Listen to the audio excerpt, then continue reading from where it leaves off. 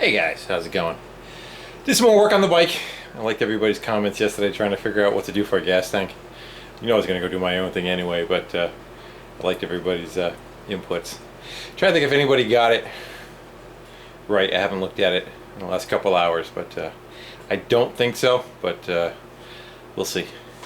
What I started out with this morning was I went for a ride to go see what I can go find. And this was a whopping $2.95 brand new at our local restaurant supply place. It's a martini shaker, I think. I was going to use that for a fuel cell. Down here is two pieces. I was going to solder them together and then punch a hole in the bottom of it and possibly put them on the front forks or something.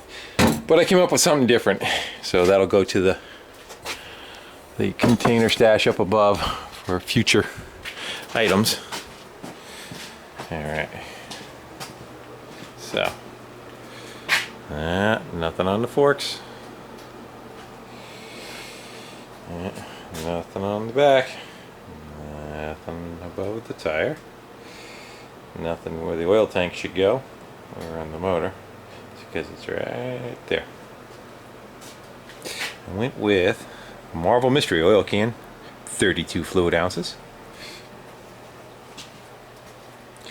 And it is attached with bike chain and springs, and the chain on the back is about 4 inches of it is welded straight, and again welded straight so that the tank wouldn't flop all around, have some support.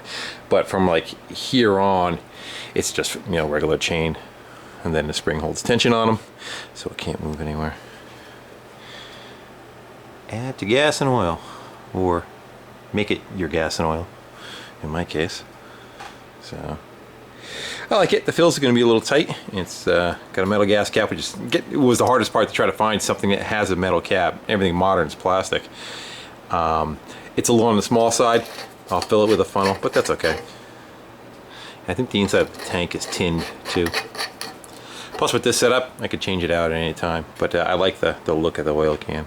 What rat bike wouldn't be complete without some sort of container attached to it, right? So that's what came up with that. I'm gonna punch a hole in the bottom. I'm gonna run it. There's a gap. I don't know if you guys can see it. Again, pop the light on. It's a gap back in here, so I'll run it right up and under. And here's the intake port right here. So it'll be a short run. I should work just fine. No matter what position the bike is in, I'll always have feed. Guys were asking about this tunnel, trying to make, show you from the other side because you guys are going to start asking about the shifter. What about that?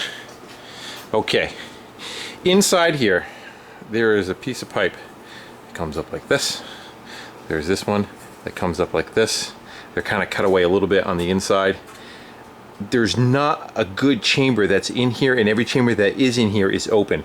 This is open to this, which is open to the bottom, so you'd have to seal all this stuff up. This goes down, passes the seat on both sides. It's open to this one, it's open to that one. So if you wanted to try to make, you know, if I built it, I could do that no problem. But they drilled holes in all these things, so there's no, you know, I don't know for what reason, that for water to drain out of it or through it or whatever. But there's just too many holes on the inside of it to try to make any kind of enclosed chamber up in here.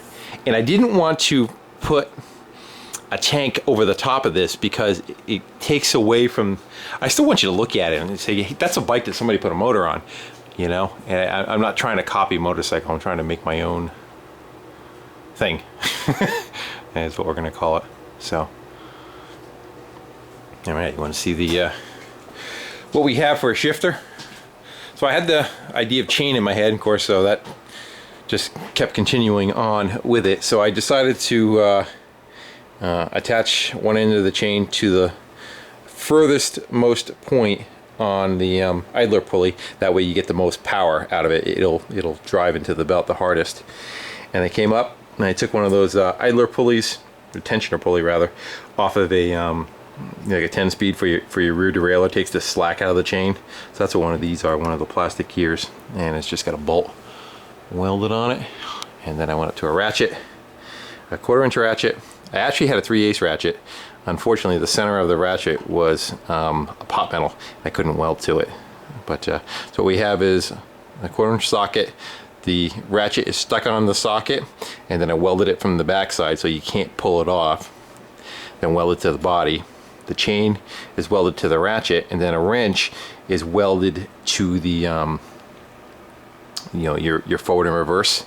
So right now you can still pull it forward, but it can't go backwards.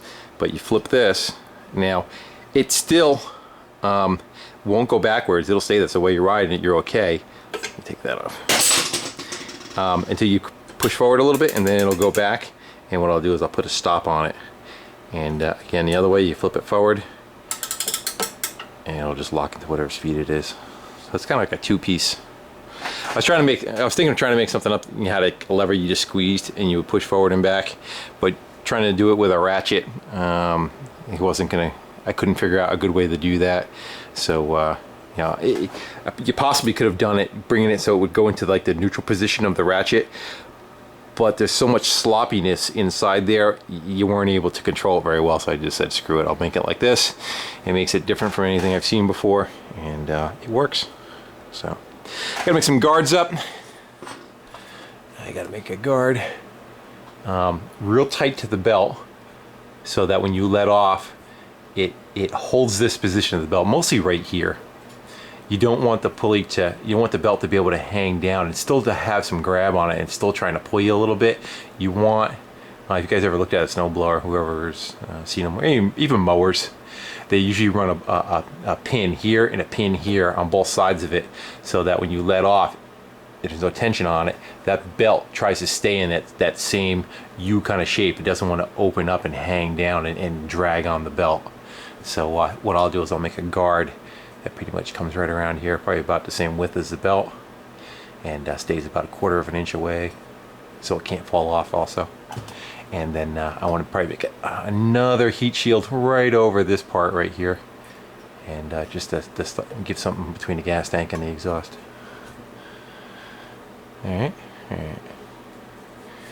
Oh, I took all the stickers off of it because I knew I had to do a bunch of paint on it. So I was just like, let me just go hit them in the heat gun, remove them. Sometimes it takes your eye away too.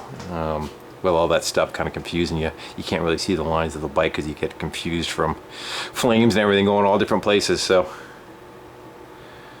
that's what we got.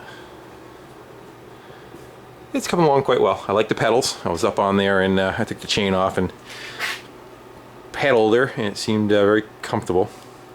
There's no, like if you bend a pedal sometimes and you're riding it, you get that like that weird motion. You know that you're off kilter. They're dead nuts. They're smooth, nice and smooth going around. So I got lucky as far as heating them up and bending them, and you know, because I just didn't do them by eye. Pretty much everything's by eye. I generally take an awl. I hold the bolt up to where I think it should go. I say, okay, that's the spot, and I scratch it. I come back with a grinder and tack them on. And if they're all good, then I'll just do a final weld. So that's kind of what you see. Got a little bit of moving of hardware to do on it. I did double nut it here and double nut it here. I wasn't sure where I wanted that pulley, but what I'm going to do is get rid of one of those on the inside. Yeah, I don't need it, and I'm going to run it in a little further.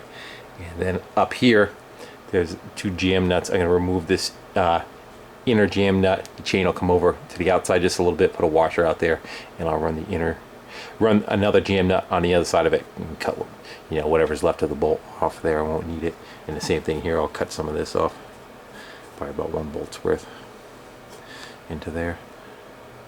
Won't need it. So it's getting here. I'm going in.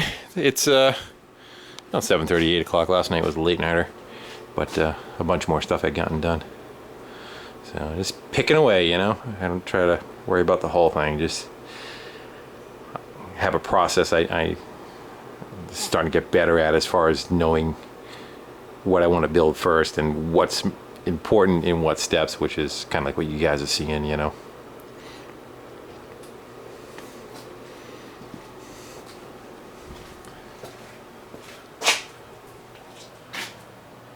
Should pop it down on the floor one time. Let's go pop it down on the floor.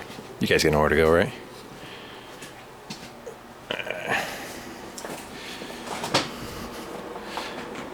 compressor will kick on when I go to do it. Where is the other end of that hose?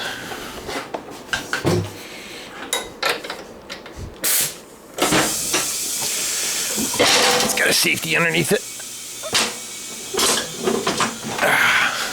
There you go.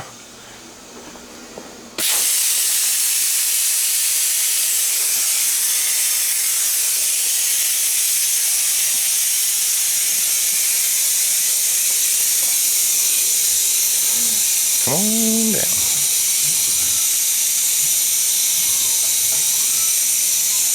Well, when the bike was running, you guys just saw the back tire hopping up and down.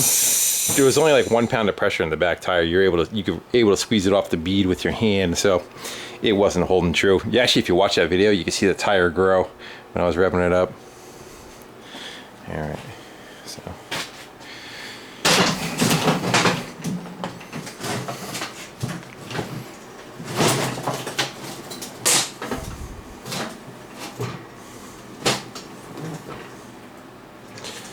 This would be good. I'm not crazy about the handlebars. I think they're going to get changed out.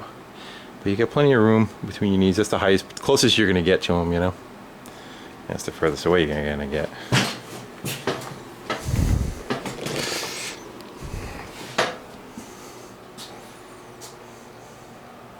It's low, huh?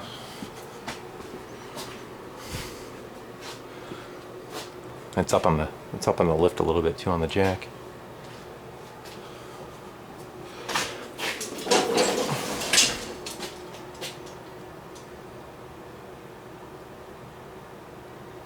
All right, guys, I'm done. Again, thanks for watching, commenting, and subscribing. Have a good night. Take care.